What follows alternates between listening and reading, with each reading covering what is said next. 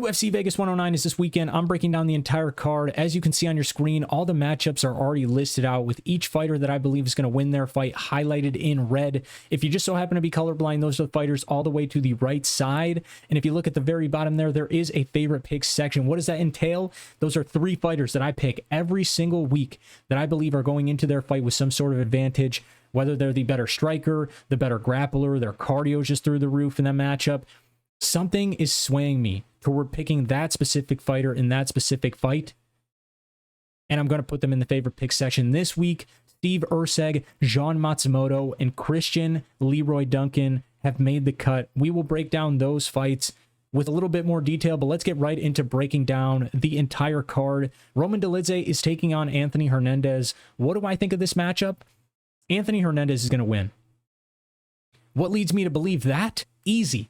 The cardio. Anthony Hernandez is a machine. And we see it time and time again. These guys that are coming in with absurd cardio. Merab Dvalishvili, perfect example. Okay? He is beating guys by literally making them wilt, by taking them to deep waters, by suffocating their breathing. They literally can't get enough oxygen into their freaking lungs because Merab is just putting on the pace of a century. And what happens to Merab? He gets quicker and faster and stronger as the fight goes further. Somehow, some way, this guy doesn't tire. He does the complete opposite. He recovers energy somehow while expelling it. I don't know how he does it, but Merab Dvalishvili is inhumane. He's unlike anyone else we have ever seen. And Anthony Hernandez, I see slivers of that in Anthony Hernandez. He may not be on the Merab Dvalishvili level, but as a middleweight, the amount of cardio that this guy has in the tank is actually absurd. Not to mention, Anthony Hernandez is going to go in with the better jiu-jitsu. He's going to have sneakier submissions. And I believe if he takes Roman Dolidze's back, it might be game over. Okay. Roman Dolidze could very easily come out and win that first round, maybe even that second round. But as soon as that third round rolls around, you best believe that Anthony Hernandez is putting the pace on Roman Dolidze. He's going to come back, and whether he wins this fight via decision or whether he wins it via late submission, he's going to end up winning this fight. I do believe that Anthony Hernandez is going to put that pace on Roman. I think he's going to end up suffocating Roman Dolidze with his grappling. And like I said, I know Roman Dolidze is a top 10 middleweight. I know that this guy has a bag of tricks as a savvy veteran in this middleweight division.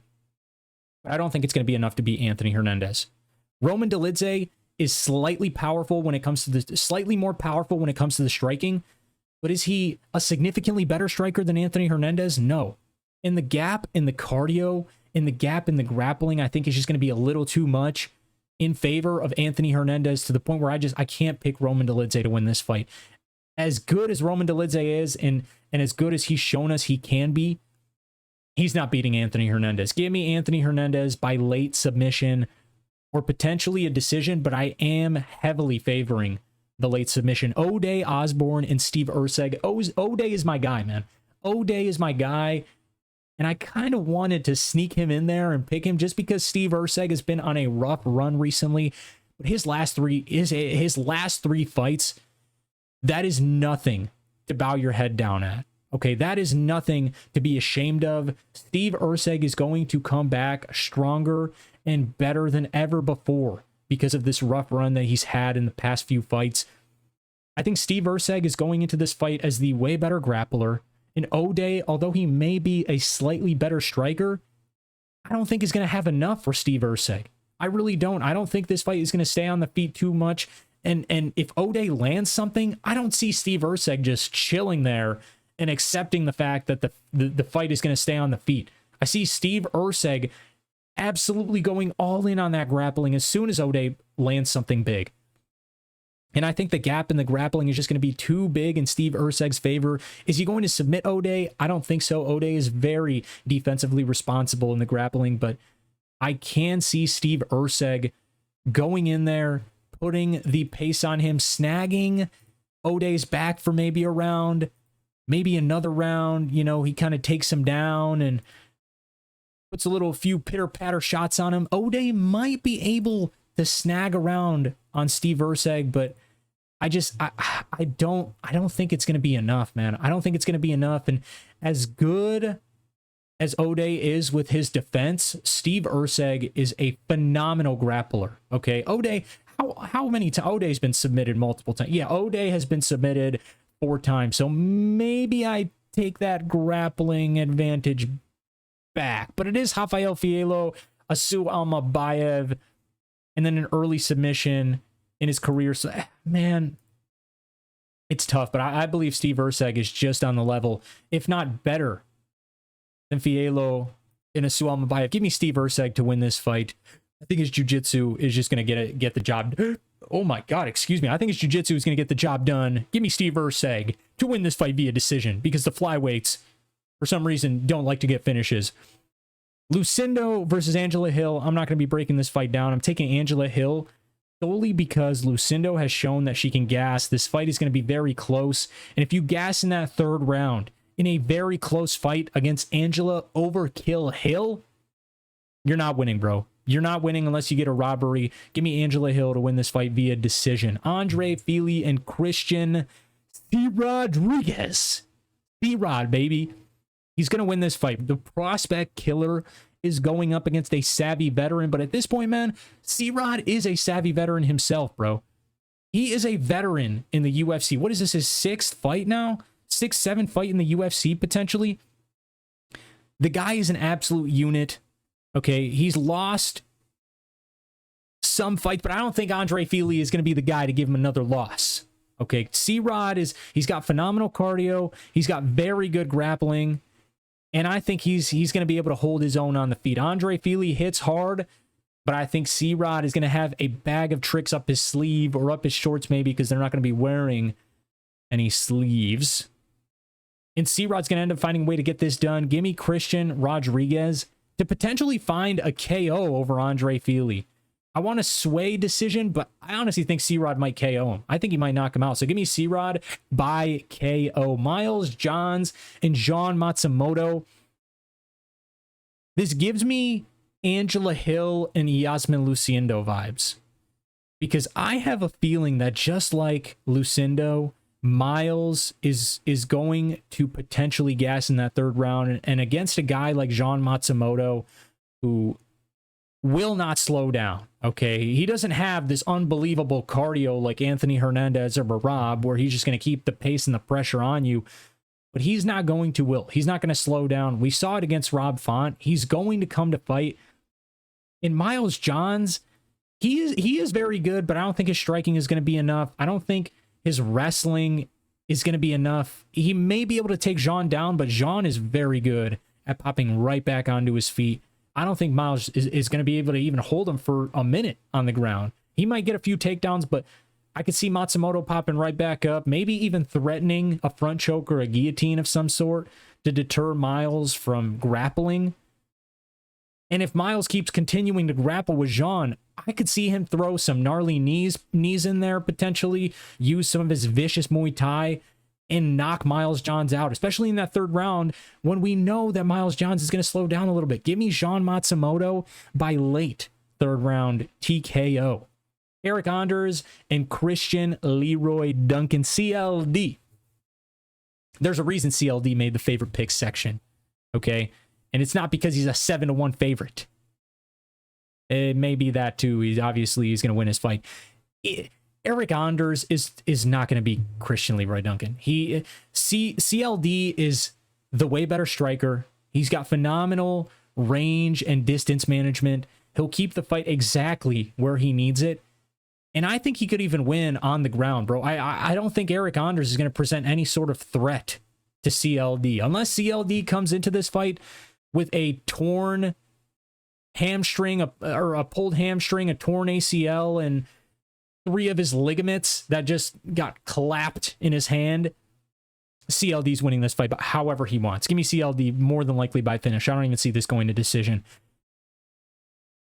Raffael Cerqueira and Julius Walker, another one of those fights where, why do I even have to break this down? Raffael Cerqueira, 0-2 in the UFC, has been knocked out twice. And this guy they're claiming is a 35, 36-year-old prospect. That's all you need. That is literally all you, 35, 36-year-old prospect is all you need to hear. Okay. Then I tell you, oh, he has 2 losses in the UFC. He's 0-2 in the UFC. Well, then you're like, man, you don't need to tell me anything else. I'm locking in Julius Walker. And then I tell you that his 2 losses in the UFC have both come via KO. You'd sit there and look at me like I'm a moron for even breaking this fight down. Okay, Julius Walker is going to easily win this fight however he wants to. Give me Julius Walker by whatever he wants. Toshiomi Kazama versus Elijah Smith. Elijah Smith is Kazama is not going to win this fight. Although he has the potential to land something gnarly, Elijah Smith's got too good of a chin. He's super young. He's a phenomenal grappler. He can strike if he needs to. He is a very, very intelligent fighter who knows how to win rounds, who knows how to win minutes. And his dad is a genius coach. Okay, his dad is a very good coach. They connect very well. They got it's a phenomenal bond that those two have. And without even all that, I think Elijah Smith comes in here and dominates. Okay, he's the better grappler. He's going to be way better on the feet. He's going to have the better cardio. And if this fight goes past the first round, Kazama is cooked. Kazama is literally, it's over. Even if Elijah Smith loses the first round, Kazama's losing. It's over. He's going to end up gassing, and Elijah Smith's just going to put the pressure and the pace on him. Give me Elijah Smith to win this fight. Joselyne Edwards is also going to win her fight. I'm not breaking down Priscila and Joselyne. Okay, Joselyne's going to win her fight, and if she doesn't, screw WMMA. I'm literally never doing another WMMA prediction. I'm not even going to include them on this list anymore. Okay, unless there's someone that I absolutely adore and love as a nice underdog. Never again. Okay, never again. If Joselyne Edwards loses her fight, never again is a WMMA fight ever making it onto one of my prediction videos. Ever again. Joselyne Edwards, the future of the WMMA literally lies in your hands. Okay, you better win this fight. Give me Joselyne Edwards to win this fight via decision. Gilbert, Urbina, and Uros Medic. I've seen a lot of people on Gilbert Urbina. My guy, MMA Experts, AJ, over at MMA Experts, is all over Gilbert Urbina. He really thinks that Gilbert Urbina can go in and out-grapple Uros Medic. Uros Medic has shit takedown defense. I will completely agree with anyone that says that. He absolutely does not have very good takedown defense at all.